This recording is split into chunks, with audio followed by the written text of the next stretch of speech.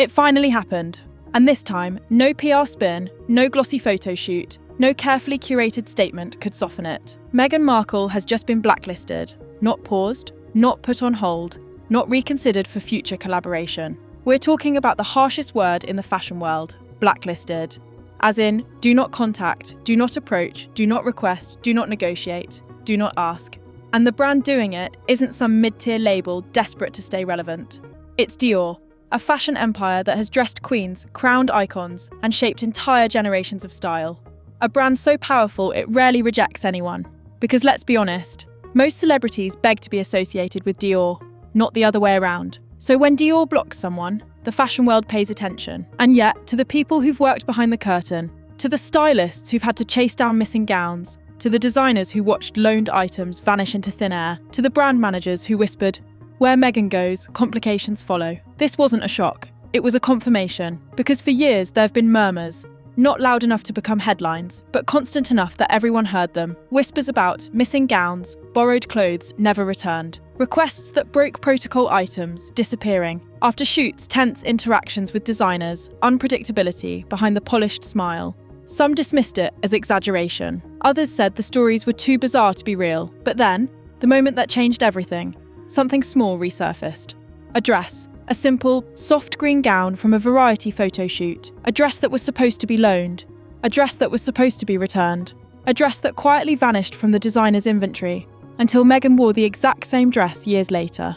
And suddenly the industry fell silent, because now it wasn't rumour, it wasn't gossip, it wasn't speculation, it was proof. Proof that the whispers had weight. Proof that Dior's hesitation wasn't paranoia. Proof that this wasn't a one-off incident. It was a pattern. And the moment that dress reappeared on Meghan's body, the entire fashion world reacted the same way. Right, now it's time to talk about the rest. Because that dress didn't open a conversation.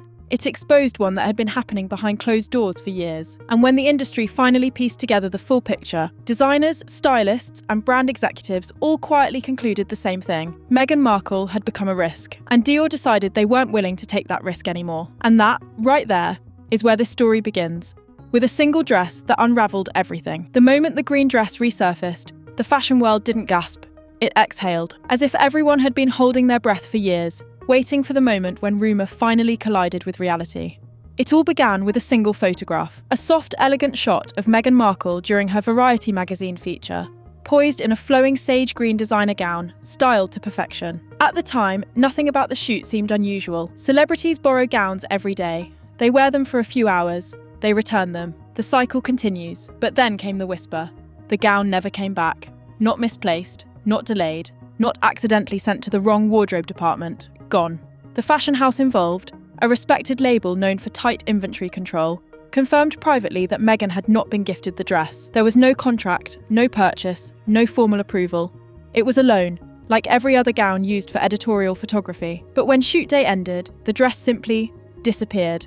And the team, already uneasy, quietly added that file to a growing folder labelled Incidents We Can't Explain. And for a long time, that was that. Just another industry secret tucked away in a drawer. Until years later, Meghan walked into an event wearing that exact same dress. The same cut, the same stitching, the same unmistakable detailing. A dress that should have been sitting in a designer archive, now reappearing on her body like a ghost returning to confirm the story. That moment changed everything. Designers began revisiting old memories. Stylists exchanged messages that started with, "Do you remember when?" Wardrobe assistants brought up shoots where items left the rack but never returned. Brand managers dug up email threads where they'd noted uneasy patterns. Suddenly, the entire industry was connecting dots they had ignored for years. Because it turned out the Variety dress wasn't a one-off, it was a signature move. Insiders claimed this was the scenario they'd seen repeatedly. A gown loaned for the day, no confirmation of return. An awkward silence when asked, and months or years later. The piece reappearing on Meghan during a public outing. It wasn't the monetary value. It wasn't the dress itself. It was the principle. Fashion houses aren't casual with their archives. Every borrowed item is tracked like fine jewellery. Every piece is accounted for. When something goes missing, it isn't forgotten. It's recorded, quietly, permanently. And that's exactly how this green dress became the turning point. Because when Dior heard about it, when they realised this wasn't isolated, when they compared notes with other labels, the decision didn't take long. They didn't issue a statement. They didn't send a warning. They didn't ask for explanations. They simply closed the door, silently, firmly, and for good. And in the fashion world, a silent no from Dior speaks louder than any headline. It wasn't just "we don't want the drama," it wasn't "we don't want the risk," it was "we've seen enough." And from that moment on, Meghan Markle went from being an aspirational style icon to a name fashion houses whispered about in boardrooms. When the variety dress resurfaced, fashion houses didn't react with shock. They reacted with recognition, as if the industry had been waiting for this moment, waiting for the confirmation they were too polite to voice out loud. Because in high fashion, reputations are built behind closed doors, not on magazine covers.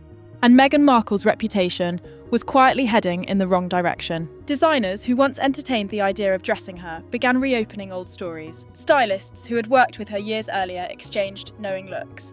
Brand managers reopened files that had been gathering dust. Everyone in fashion has long memories, especially when it comes to clothes that never return. But then came the moment that shook the industry the most. Dior quietly cut ties. No statement, no press leak, no press release dressed up as creative direction change. Just a muted but unmistakable refusal. I do not request, do not consider for collaboration. In the world of couture, Dior rejecting someone is monumental. This is the house that dressed Princess Diana. This is the house that works seamlessly with European royalty. This is the house that never, ever publicly embarrasses a high-profile figure. So when Dior backed away, insiders took it as gospel. Something had gone very, very wrong. According to those within the Paris studio, the decision wasn't emotional. It was procedural. Managers had seen enough red flags. Borrowed pieces never returning. Confusion around paperwork, PR risks amplified rather than managed. A reputation for unpredictability. And then came the stories from other brands. Stories Dior could no longer ignore. Stories about missing accessories, unreturned shoot items, gowns that couldn't be located. And stylists who quietly started telling interns, "Don't offer anything she can keep." It wasn't about money. High fashion is used to loss. It was about something deeper. Trust. Dior is a heritage house. They survive not by chasing headlines, but by maintaining control. And Meghan, according to insiders, represented the opposite. Unpredictable outcomes. As one Paris insider allegedly put it, "Where she goes, stories follow. And we don't dress stories, we dress stability." It was harsh, it was final, but it was the truth circulating through fashion circles. Dior's withdrawal sent a message louder than any public scandal. Because in fashion, brands don't shout, they whisper, and their whispers travel far. Within days, the industry's temperature changed. Stylists stopped pitching Meghan for upcoming campaigns. PR teams quietly removed her from shortlists. Invitations dried up. Brands that were once eager to work with her suddenly became unavailable. And Meghan, according to people familiar with her team's reaction, was blindsided. She had assumed Dior would be her next great chapter, the house to rebuild her image after the royal fallout, the house to crown her with the international fashion credibility she long craved.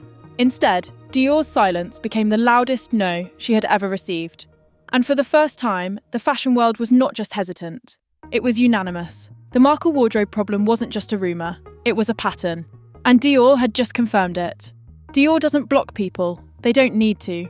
Their brand is so powerful that most celebrities bend backwards for the honour of wearing their pieces. So when insiders started whispering, Dior has quietly shut the door on Meghan. The industry froze. Not because Meghan is the first public figure they've refused, but because of why. People inside said Dior was done with.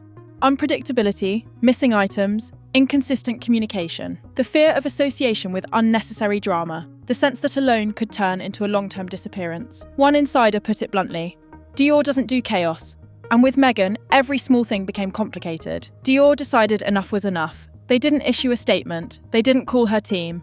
They simply stopped engaging entirely. In fashion, silence is the ultimate blacklist. If you're still watching, hit the like button. It helps this channel reach more people who follow royal and celebrity drama. Before the royal titles, before the palace rules, before Kensington, there was Toronto. A Reitman's commercial shoot. Simple, low-key, a standard fashion job. But staff from that day remember it for one reason. Items went missing, not one, not two. A bundle, dresses, wardrobe pieces, and most notably, a pair of Aquazzura heels. Months later, during Meghan and Harry's engagement announcement, staff recognised those exact shoes, down to the stitching and sole. When asked, Meghan allegedly said, "I didn't want the things I wore ending up on eBay. I'm too famous for that." Wardrobe teams didn't buy the explanation.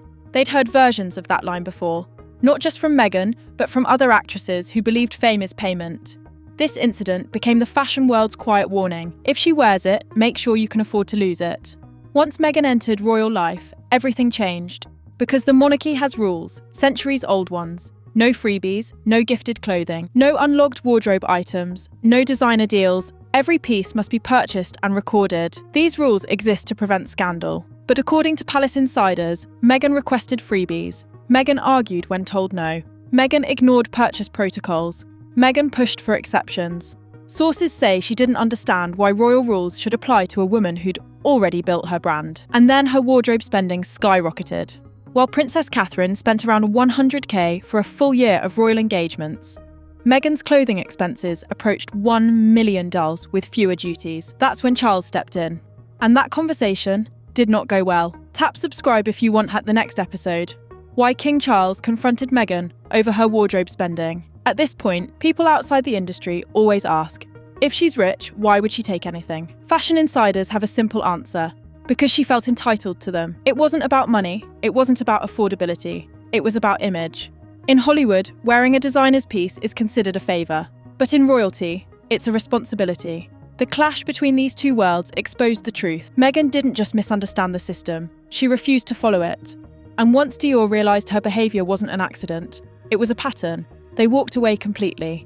By now, stories had piled up: never returned gowns, missing accessories, late returns. Designers refusing to lend, stylists warning colleagues, Dior's silent rejection, Charles's concern over spending Kensington frustration, wardrobe teams complaining of mysterious losses. The industry doesn't blacklist easily, but when they do it together. Dior's rejection didn't happen in isolation. It happened after a slow, steady accumulation of incidents. Fashion houses talk, stylists share notes, brands cross-reference their experiences. And Meghan's name became a red flag. The biggest shock isn't that Meghan was blocked. The shock is that the entire fashion industry saw it coming.